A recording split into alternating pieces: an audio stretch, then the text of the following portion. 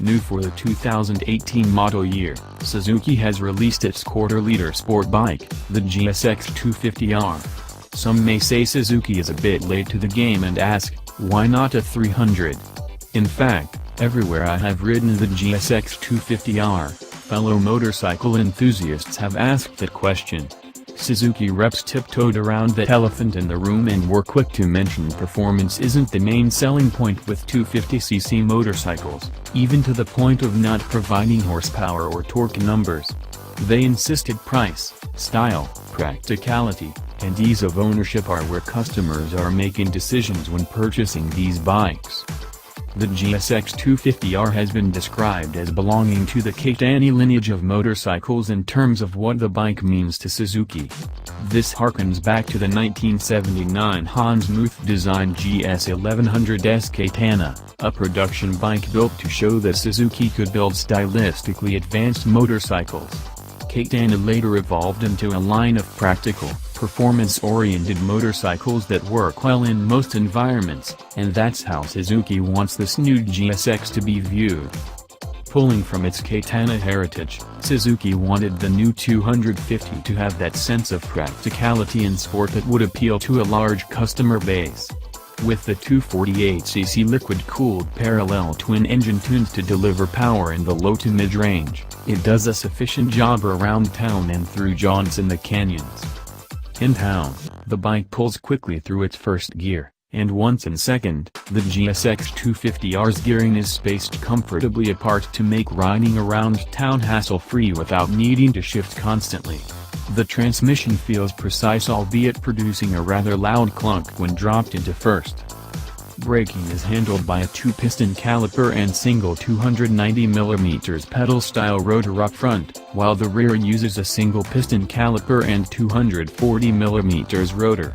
The brakes are adequate when given a firm squeeze, but riders will want to use both front and rear brakes to get the full stopping potential.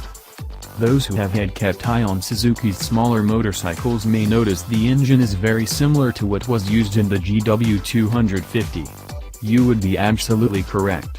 According to Suzuki officials, there are three main changes from the engine found in the GW250, the addition of roller rocker arms on the camshaft to decrease friction and raise the rev ceiling, a special finish on the combustion chamber allowing for better oil retention and better sealing, which Suzuki claims should allow for more power, and the valve stems are now wasted to allow more flow into the combustion chamber.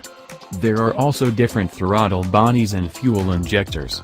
With all of these changes, the engine produces power nicely spread across its rev range. The GSX250R handles well, although the front suspension is rather flaccid. The softness up front paired with a stiffer shock in the rear can cause the chassis to feel unsettled when carrying speed through twisty roads that aren't perfectly smooth. Although the suspension lacks while riding aggressively, it makes up for it in its commuting abilities, keeping the rider comfortable while soaking up bumps without being too harsh. Around town, the seating position and 31.1-inch seat height provide all-day comfort and are confidence-inspiring for riders of all sizes. There were no complaints from riders of varying height on our press ride. While the Suzuki does have the fit and finish of a more expensive bike, it also is, in fact, a bigger bike. The GSX250R carries a 56.3-inch wheelbase, which puts it more than 3 inches longer than many other bikes in the class. This coupled with a 25.6-degree rake lends to the steering feeling a bit slow during quick maneuvers. There is also approximately a 30-pound weight difference between the portly GSX at a purported 392.4 pounds wet versus the rest of the current offering in the 250/300cc class. Sure, those things add to the stability of the bike to a certain extent, however, these characteristics will no doubt be made more apparent once we have the chance to test the Suzuki back-to-back with other bikes in the category. For reference, consider we weighed the CBR 300R at 360 pounds, Yamaha's R3 at 368 pounds, Ninja 300 at 385 pounds.